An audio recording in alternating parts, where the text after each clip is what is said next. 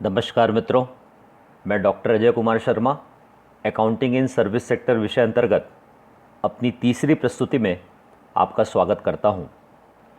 इसके पूर्व की दो प्रस्तुतियों अर्थात प्रस्तुति क्रमांक 1 एवं प्रस्तुति क्रमांक 2 के माध्यम से हमने होटल व्यवसाय के संबंध में सामान्य जानकारियां, होटल व्यवसाय के सोर्स ऑफ इनकम, उनके हेड्स ऑफ एक्सपेंडिचर, होटल व्यवसाय के लेखांकन में प्रयुक्त होने वाले शब्दों का स्पष्टीकरण, होटल व्यवसाय में किराया निर्धारित करने की विधि तक का अध्ययन कर लिया है। इसके पश्चात इस प्रस्तुति के माध्यम से हम होटल लेखांकन अंतर्गत महत्वपूर्ण गणनाएं तथा होटल लेखांकन की प्रक्रिया में प्रयुक्त होने वाले प्रपत्रों का अध्ययन करेंगे। यहाँ तक के अध्ययन से एक जिज्ञासा अध्येता के रूप में आपके मस्तिष्क में उठनी स्वाभाविक है कि ये अध्ययन क्यों महत्वपूर्ण है। तो ऐसे अध्येता जो अपना भविष्य होटल व्यवसाय के क्षेत्र में देखते हैं, उन्हें यह जानना आवश्यक है कि होटल व्यवसाय एक प्रतिस्पर्धात्मक बाजार का व्यवसाय है। इस व्यवसाय में उपभोक्ता के पास होटल के द्वारा प्रदान की जाने वाली सुविधाओं का भोग करने के लिए अनेक विकल्प विद्यमान होते हैं। यह एक ऐसा व्यवसाय का क्षेत्र है जहां क्रेता बाजार का राजा है। तो प्रतिस्पर्धी बाजार में उपभोक्ता की पसंद बने रहना एक होटल के लिए हमेशा बड़ी चुनौती के रूप में देखा जाता है। इसके लिए होटल व्यवसाय के द्वारा समय समय पर विक्रय संवर्धन की क्रियाएं की जाती हैं, वे विज्ञापन करते हैं और इन उपायों के माध्यम से वे उपभोक्ता की पसंद बने रहते हुए अपने व्यवसाय को लाभप्रद बनाने की दिशा में प्रयत्नशील रहते हैं। तो प्रबंधकीय निर्णयों के लिए जो गणनाओं की आवश्यकता होती है, तो ये गणनाएं प्रबंधकीय निर्णय के लिए लेखांकन का प्रयोग है। तो आइए मित्रों, हम अपना अध्ययन इस प्रस्तुति में आगे लेकर चलते हैं। होटल व्यवसाय में लेखांकन अंतर्गत महत्वपूर्ण गणनाएं हम देखें। इसके अंतर्गत हम 3 गणनाएं आगे आपके समक्ष प्रस्तुत करने वाले हैं। इसमें पहली है कमरा निवास दर, दूसरी है शैया निवास दर और तीसरी है दोहरी निवास दर। कमरा निवास दर से हम अपना गणना या उसके अध्ययन का कार्य आरंभ करेंगे। कमरा निवास दर किसी भी होटल के कुल किराए के लिए उपलब्ध कमरों की तुलना में ग्राहकों के द्वारा किराए पर लिए गए कमरों का अनुपात कमरा निवास दर कहलाती है। इस दर से व्यवसाय की मात्रा तथा होटल की प्रगति का भी ज्ञान मिलता है। कमरा निवास दर जितनी ऊंची होगी, होटल की स्थिति उतनी ही अच्छी मानी जाएगी। यदि यह दर कम है तो इसके कारण को ज्ञात करना आवश्यक है और उसे दूर करने के उपाय कर ही व्यापार को लाभप्रद बनाया जा सकता है। तो चलिए कमरा निवास दर को हम एक उदाहरण के द्वारा समझने का प्रयास करते हैं। आपकी स्क्रीन में हमने एक व्यवहारिक उदाहरण प्रस्तुत किया है, उस पर अपना ध्यान केंद्रित करें। Mahindra hotel of Kanha has 240 rooms in all. मतलब महिंद्रा होटल जो कान्हा है उसके पास कुल कमरों की संख्या है 240। Out of which 32 rooms are used for operational purposes and 8 rooms are used by departmental managers. मतलब कुल 240 कमरों में से 32 कमरे जो हैं वो ऑपरेशनल पर्पसेस से उपयोग में आते हैं और 8 कमरे जो हैं वो डिपार्टमेंटल मैनेजर्स के द्वारा प्रयोग में लाए जाते हैं। If 160 rooms are occupied by guest on 1 May 2020, calculate room occupancy rate. अगर इसमें से 160 कमरे ग्राहकों के द्वारा प्रयोग में लाए गए हैं, बुक किए गए हैं, तो हमें रूम ऑक्यूपेंसी रेट की गणना करनी है। तो देखिए, इसके लिए हमने सबसे पहले total number of rooms in the hotel देखा, 240 गिवन है इन the question.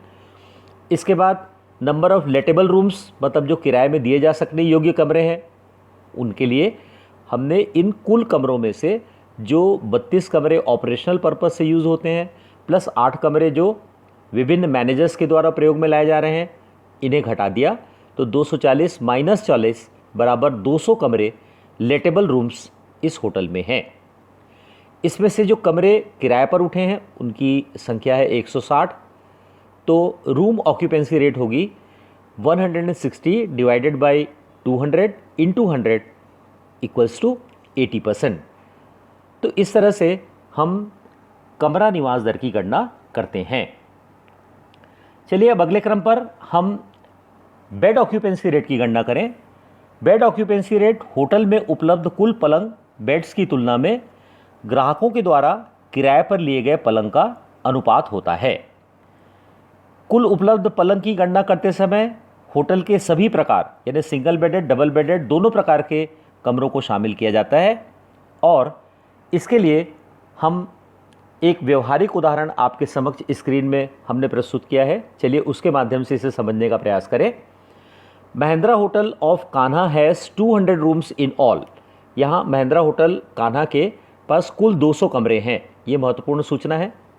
Out of which 150 rooms are single, इसमें से 150 जो कमरे हैं are single bedded rooms and 50 rooms are double bedded rooms. मतलब 150 कमरे जो हैं वो सिंगल बेड के हैं और 50 कमरे जो हैं वो डबल बेडेड हैं। On 1 May 2020 120 single bedrooms and 35 double bedrooms are occupied by guest. यानी 1 मई 2020 को 120 सिंगल बेड कमरे और 35 डबल बेडेड कमरे ग्राहकों के द्वारा बुक किए गए। Calculate bed occupancy rate. अब हमें बेड ऑक्यूपेंसी रेट निकालना है तो हम इसका हल देखें। Total number of beds available in the hotel निकालने के लिए हमने 150 गुणा 1 किया, क्योंकि ये 150 जो होटल हैं कि होटल के जो कमरे हैं ये सिंगल बेडेड हैं, और इसमें जोड़ा 50 गुणा 2, ये डबल बेडेड कमरे हैं। इस तरीके से कुल बेड की संख्या हुई 250। इसमें से जो कमरे बुक हुए 120 कमरे सिंगल बेडेड बुक हुए तो ये 120, और 35 कमरे डबल बेडेड बुक हुए तो ये 35 गुणा 2 बराबर 70, तो 120 धन 70 मिलाकर 190 बेड कुल प्रयोग में आए। बेड ऑक्यूपेंसी रेट होगा 190 बटे 250 गुणा 100 बराबर 76%। तो बेड ऑक्यूपेंसी रेट या शैया निवास दर की गणना करने के पश्चात अब हम तीसरे क्रम पर डबल ऑक्यूपेंसी रेट की गणना कैसे होती है यह देखेंगे। डबल ऑक्यूपेंसी रेट की गणना ग्राहकों के द्वारा किराए पर लिए गए कुल कमरों की तुलना में 2 व्यक्तियों के निवास वाले, मतलब जो डबल रूम्स होते हैं, किराए पर लिए गए कमरों का अनुपात निकालने के लिए इसकी गणना करते हैं। आइए इसे हम एक व्यवहारिक उदाहरण के माध्यम से समझें। अपना ध्यान स्क्रीन पर केंद्रित करें। A 5 star hotel has 350 rooms. एक 5 सितारा होटल में कुल 350 कमरे हैं। Available for letting out on 1 मई 2020, 1 मई 2020 को 300 rooms were occupied by 350 guest. 1 मई 2020 को 300 कमरे 350 ग्राहकों के द्वारा प्रयोग में लाए गए। Calculate double occupancy rate. हमें दोहरी निवास दर की गणना करनी है। तो इसके लिए हम देखें नंबर ऑफ गेस्ट कितने हैं, 350 given in the question. Number of rooms occupied 300, this is also given in the question. अब डबल ऑक्यूपेंसी रेट की गणना करने हेतु हमें 350 माइनस 300 यानी कुल जो गेस्ट हैं में से हमने जो रूम ऑक्यूपाइड है माइनस किया और इसे नंबर ऑफ रूम्स ऑक्यूपाइड से डिवाइड किया, तो इससे इसकी दर डबल ऑक्यूपेंसी रेट की गणना हो गई। तो इन गणनाओं के माध्यम से हम होटल व्यवसाय को उन क्षेत्रों पर उपयोगी सूचनाएं उपलब्ध कराते हैं जहां जाकर होटल व्यवसाय को कुछ महत्वपूर्ण निर्णय लेने होते हैं और वे निर्णय उसके लिए आगामी नीति निर्धारक का कार्य भी करते हैं। तो चलिए मित्रों, अब हम अगले क्रम पर होटल लेखांकन की प्रक्रिया में प्रयुक्त होने वाले कुछ प्रपत्रों का अध्ययन करते हैं। यह प्रपत्र आपके समक्ष स्क्रीन में हमने इनकी सूची प्रस्तुत की है। इसमें पहला है रोकड़ पुस्तक, फिर है दैनिक क्रय की पुस्तक, फिर विक्रय पुस्तक, ग्राहकों के देयक और ग्राहकों की खाता बही। इन 5 प्रकार के प्रपत्रों का हम अध्ययन करेंगे। तो सबसे पहले हम देखें, हमने स्क्रीन में कैश बुक, परचेज बुक और सेल्स बुक को एक साथ प्रदर्शित किया है। कैश बुक सामान्य व्यवसाय में प्रयोग होने वाले जो सामान्य प्रकार की जो कैश बुक बनाई जाती है, वैसे ही होटल व्यवसाय भी बनाता है। इसके डेबिट साइड में, अर्थात डेबिट साइड यानी यहाँ से लेकर यहाँ तक का जो डेबिट का पोर्शन है, यहाँ पर रिसिप्ट्स जो होती हैं वो लिखी जाती हैं। पहला कॉलम डेट का है, देन रिसिप्ट की मदें और कितनी राशि हुई, संबंधित का जो जहाँ लेजर अकाउंट होता है उसका लेजर फोलियो नंबर भी हम इसमें डाल देते हैं। इसके बाद सेकंड जो क्रेडिट साइड है, यहाँ पर भी यह जो तिथि वाला कॉलम है और ये पेमेंट यहाँ पर दर्ज किए जाते हैं। इसके अलावा यहाँ अमाउंट लिखकर हम फाइनली जैसे कैश अकाउंट बनाते हैं उसका बैलेंस कर लेते हैं। परचेज बुक बनाई जाती है, यह इसलिए बनाया जाना आवश्यक है क्योंकि कैश बुक में हम सिर्फ कैश परचेजेस भर, यहाँ जो पेमेंट साइड होती है इसमें कैश परचेज शामिल हो जाती हैं, लेकिन कुछ परचेज ऐसी भी होती हैं जो कि उधार होटल के द्वारा खरीदी जाती हैं। तो ऐसे प्रकार की मदों के लिए होटल व्यवसाय में परचेज बुक बनाई जाती है और इसका विस्तृत विवरण यहाँ दर्ज कर उसके इनवॉइस नंबर और उसके संबंध में अन्य डिटेल्स लेकर ये यहाँ total amount of credit purchase हम दर्ज कर लेते हैं। समान प्रोफार्मे के अंतर्गत क्रेडिट सेल्स के लिए क्रेडिट सेल बुक बनाई जाती है। इसमें ये डेट वाला जो कॉलम है, उसके बाद यहाँ डिटेल्स ऑफ परचेज है, उसके अलावा ये इनवॉइस नंबर, ये भी दिस इज़ ऑल्सो इम्पॉर्टेंट, और उसके बाद इस खंड में हम कुल राशि का उल्लेख कर लेते हैं। वैसे सेल्स के संबंध में विजिटर्स बुक ज़्यादा महत्वपूर्ण है, जो कि हर होटल के द्वारा अनिवार्यता बनाई जाती है, जिसका हम आगे चलकर अध्ययन करेंगे। अब अगले क्रम में आपके समक्ष बिलिंग फॉर कस्टमर्स कैसे की जाती है इसका उल्लेख किया गया है। देखिए यहाँ पर नेम ऑफ कस्टमर्स में कस्टमर का नाम, उसका एड्रेस, फिर नंबर ऑफ रूम्स, उसका date of arrival, check in time, checkout time, ये सब जो प्रारंभिक सूचनाएं हैं वो दर्ज की जाती हैं। इसके अलावा उसने जो सेवा का लाभ होटल में निवास के दौरान लिया है, जिसमें रूम रेंट के बाद सर्विस चार्ज, फिर रूम सर्विसेज में जो हुआ, ये सब का यहाँ अमाउंट लेकर टोटल कर दिया जाता है और उसके बाद इसकी फाइनल बिलिंग इस माध्यम से हो जाती है। इस बिल को बनाने के लिए विजिटर्स लेजर को देखना अनिवार्य रूप से आवश्यक है। तो चलिए मित्रों, अब हम अगले क्रम पर विजिटर्स लेजर का अध्ययन करें। इसके लिए हम एक व्यवहारिक उदाहरण से विजिटर लेजर बनाएंगे।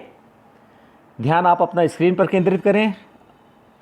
From the following information in respect of hotel Mahindra for 1 मई 2020, 1 मई 2020 को होटल महेंद्रा की निम्न जानकारियों के आधार पर you are required to write a visitors ledger, यानी जो गेस्ट लेजर है वो बनाना है हमें in respect of the same, given that they are no opening balances.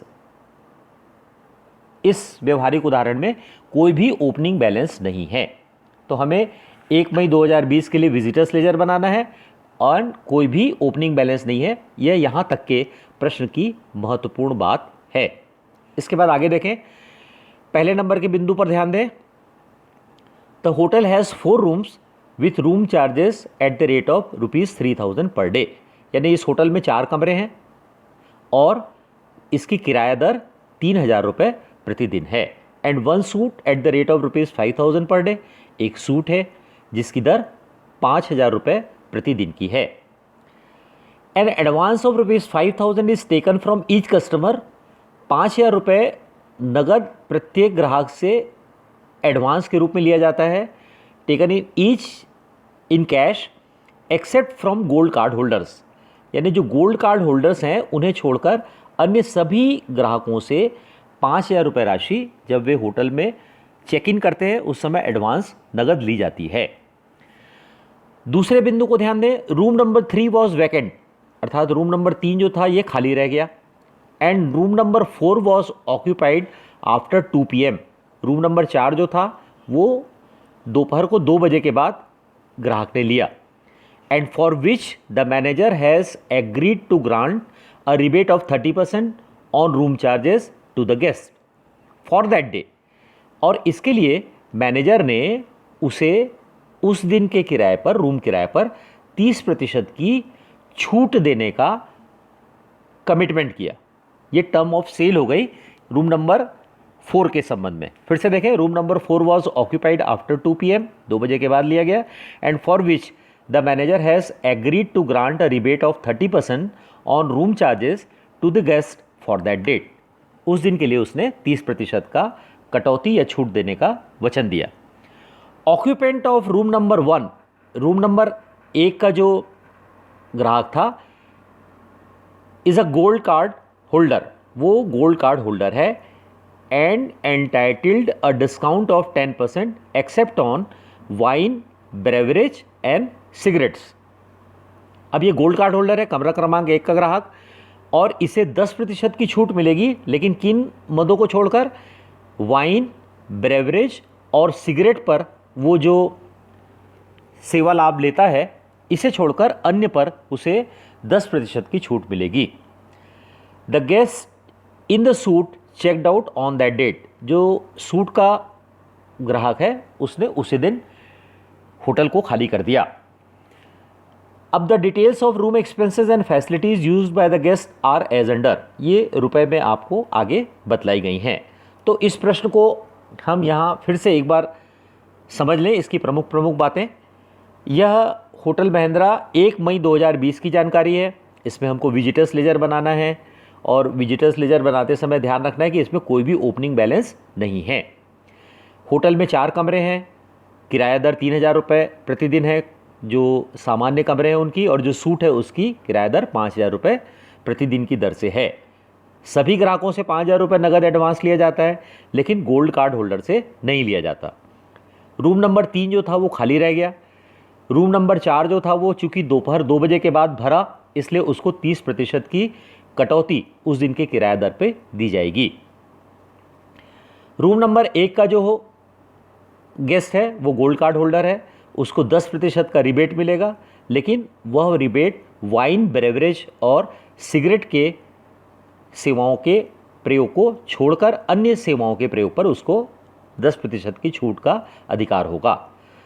जो स्वीट का गेस्ट है उसने उसी दिन कमरा खाली कर दिया, और अन्य सूचनाएं जो हैं वो अगले पृष्ठ पर दर्शित हैं। तो चलिए इसके आगे का प्रश्न देखें। इसमें आगे के प्रश्न में आप देखें कि एक डिटेल आपको इन्फॉर्मेशन दी गई है। इसमें पर्टिकुलर पढ़ रहा हूँ, food, beverage, wine, cigarettes, laundry, game zone, health club, rental car and sundries. इन जो मदों पर राशि कमरों के द्वारा प्रयोग की गई है, जिसमें देखिए ये रूम नंबर 1 ने यहाँ से लेकर यहाँ तक का प्रयोग किया। रूम नंबर 2 में ये राशि, रूम नंबर 3 चूँकि खाली रह गया इसलिए यहाँ पर कुछ भी व्यय की राशि नहीं है। रूम नंबर 4 यहाँ से लेकर यहाँ तक का ये पूरा राशियों का उल्लेख है, और स्वेट के बारे में यहाँ तक जानकारी दी हुई है। तो ये आगामी जब हम विजिटर्स लेजर बनाएंगे तो इनका अंकों के रूप में हम इन्हें वहाँ ट्रांसफ़र करेंगे। इम्पॉर्टेंट यह इन्फॉर्मेशन इस दृष्टि से है कि रूम नंबर 1 के ग्राहक के लिए जब रिबेट की गणना की जाएगी तो उस समय कितनी राशि ब्रेवरेज, वाइन और सिगरेट पर इसकी है, यानी ये जो यहाँ से लेकर ये जो 3 इन्फॉर्मेशन है, ये 3 इन्फॉर्मेशन इंपॉर्टेंट है, और बाकी तो ये सारे फिगर में वहाँ जाकर ट्रांसफ़र हो जाएंगे। नीचे एक इन्फॉर्मेशन और है कि all bills are subject to a service charge of 5%, सब पे 5% का सर्विस चार्ज लगाया जाएगा। तो चलिए मित्रों, अब हम विजिटर्स लेजर बनाते हैं। विजिटर्स लेजर आपके समक्ष स्क्रीन में हमने प्रस्तुत किया है, आप अपना ध्यान इस पर केंद्रित करें। देखिए विजिटर्स लेजर हमने बनाई है। इसमें पहला कॉलम जो है वो है नेम एंड एड्रेस, तथा ऊपर के हिस्से में हमने रूम नंबर्स भी दर्शित किए हैं। इसमें पर्टिकुलर वाले कॉलम पे हमने जो आइटम्स हैं वो लिखी हैं, और जो कॉलम्स हैं वो A, B, C, D और E ये कमरों के हैं। A, B, C, D जो 4 कॉलम दिख रहे हैं, ये 4 कॉलम 4 रूम के हैं और ई जो है वो स्वीट है। और आखिरी वाला जो कॉलम है, ये वाला कॉलम, ये कुल टोटल वाला कॉलम है।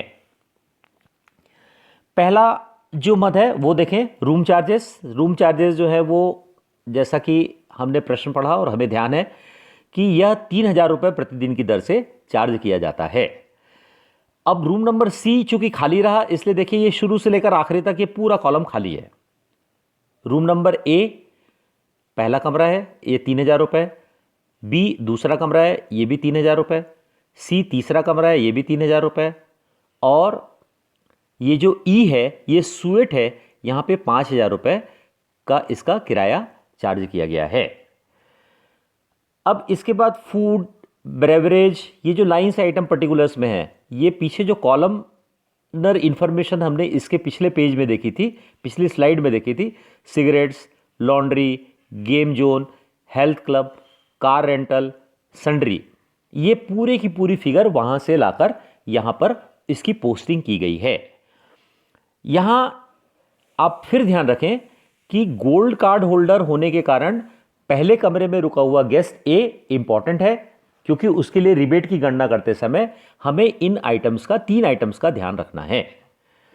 तो पहले जब हमने इन सभी मदों की यहाँ पोस्टिंग कर ली, पोस्टिंग करने के बाद हर आइटम का इंडिविजुअल टोटल देखिए आखिरी फाइनल कॉलम पे है।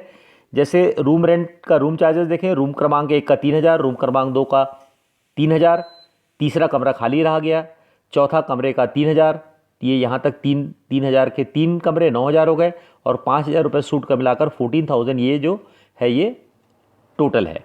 इसके बाद ऐसे ही इंडिविजुअली फूड का टोटल जो है इन सभी कमरों का सूट के साथ मिलाकर ये यहाँ इसका टोटल है। जैसे पहले वाले कमरे में 1,500, दूसरे कमरे में 1,000, तीसरा कमरा खाली है, चौथे कमरे में 1,000 और पाँचवें सूट में 1,500। इस तरीके से यह चारों कमरों का योग 5,000 रुपये हो गया। बेवरेज में देखें तो 100, 300, फिर खाली है 100, 150, इस तरीके से 650, और इसी अनुक्रम में यह पूरे यहाँ टोटल तक के कॉलम की का वर्किंग किया गया है। यानी सारी आइटम की फिगर्स को लाकर यहाँ पोस्टिंग कर दी, उसका इंडिविजुअल टोटल आखिरी कॉलम में, और सबका टोटल यहाँ जहाँ टोटल लिखा हुआ है वहाँ पर किया गया है। तो गोल्ड कार्ड होल्डर ए का कमरे का जो टोटल है वो है 7,400 रुपये, दूसरे कमरे का जो बी दिख रहा है उसका 4,900 रुपये, तीसरा कमरा खाली है, चौथे कमरे का 5,000 रुपये, और स्वीट का 9,650 रुपये। ये कुल कमरे का खर्चा है, और इन चारों कमरों का जो प्रयोग में है इनका कुल जो व्यय है इसकी राशि हुई 26,950 रुपये। इसमें हमने इन आइटम्स के साथ जो इन्फॉर्मेशन थी कि सर्विस चार्ज 5% लगाना है, देखिए सर्विस चार्ज @ 5% यहाँ पर ऐड किया गया है। यह ऐड करने के लिए हमने सर्विस चार्ज की गणना की 7,400 रुपये पे 5%, 370 रुपये पहले कस्टमर के लिए।